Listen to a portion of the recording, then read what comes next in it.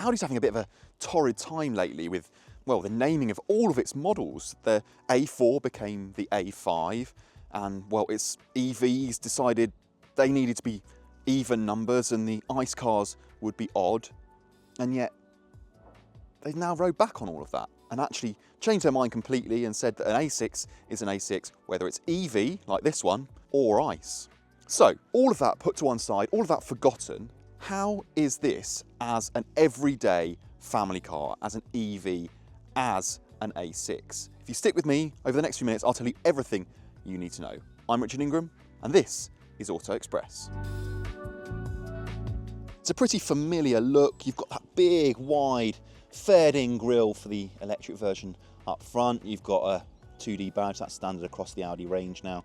Slim daytime running lights with headlights separated underneath. Now, despite appearances, this is not an S6 or even an RS6, but you do get red brake calipers and black wheels. I mean, this is part of an optional package, so you can spec those even on a humble A6. This is obviously the Avant, so the roofline stays nice and high. That helps with practicality, which we'll get to in a moment. You've got a big full width rear light bar. Now, there are a few specs to choose from: Sport, S-Line and Edition 1. Prices start from around £65,000. There's a couple of battery options. The standard one gets 83 kilowatt hours. That's pretty big in itself. Or there's 100 kilowatt hours as well. And that car will max out in its most efficient form at 437 miles. So that's a really chunky range. We're not seeing anywhere near that. We're seeing sub 300 miles from our car, but in theory, on a good day, 437 miles. This is a decent car to drive as well. We've really enjoyed driving it. Super refined, pretty comfortable. The interior is luxurious. We'll get to that in a moment as well. But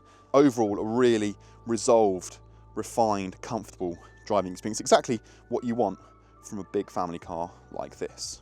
The interior, well, that is typically Audi, and that's to say it's absolutely filled with technology and beautifully built. The seats, all of the materials are absolutely exquisite. Now, speaking of tech, you've got a screen here for the digital instrument cluster. You've got another one here for the infotainment, media, navigation, all that kind of thing. There's another one over here, that's optional, but that's a passenger side screen, which doesn't make an awful lot of sense to us unless your passenger desperately needs to know where they're going or how fast you're driving. Then there's another screen up here, that's the head-up display. That is absolutely brilliant. It's widescreen, it's pinpoint clear, it's got extra info like the lane departure warning and all that kind of thing, and it really works beautifully. We would definitely spec that if we had the choice. One thing we wouldn't spec is these, the digital door mirrors. Yes, they might save a little bit of range, they might be super efficient, but they're really difficult to use, especially when bay parking. I've reversed this car a couple of times today, and you just have absolutely no idea where the car is pointing. But otherwise, yeah, quality is excellent, the seats are super supportive, refinement is brilliant. I love, as always, this gorgeous panoramic roof. But yeah, the interior is typically Audi and a really quite special place to be. Did you know that you can now sell your car through Auto Express? So if you like the look of this A6 e-tron, well, you might want to trade in your old car with us. We've got years of trusted reviews and expert experience behind us, so we know what makes your car valuable. So why not head down to the description below, click the link and get an honest valuation through Auto Express.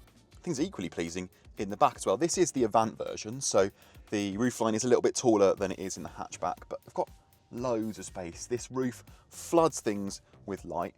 The materials, even back here, are fantastic, and I've got loads of knee room, as I say, loads of headroom, and there's even almost a completely flat floor down there, so you can really stretch out, and even the middle seat isn't too much of a chore. We get a single zone climate control down there and some heated seats depending on spec. You obviously get your own vents. There's some nets back here and some small door bins, big enough for a can or a bottle. But yeah, pretty decent back here. Now, if you've got a big family or, I don't know, you do outdoor pursuits or surfing or skiing or anything like that, then the Avant is definitely the car to go for. This version has a 502 litre boot, split folding rear seats, 40-20-40.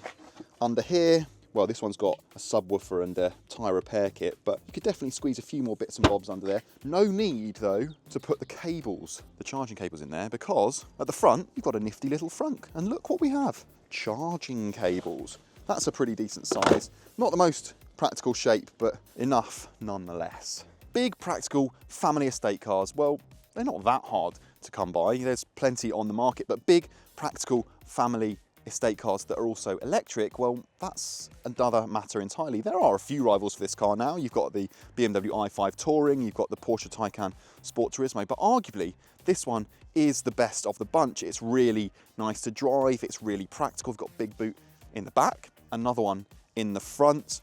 The quality of the interior, well, that is just next level. It's typical Audi and really beautifully built. Yes, it's expensive. Prices start from, well, just over £65,000, but so do all of its rivals. So should you buy one? Well, yeah, absolutely, I think you should. As I said, it's really good to drive and it's super practical and you'll never tire of living one. I'm absolutely sure of that.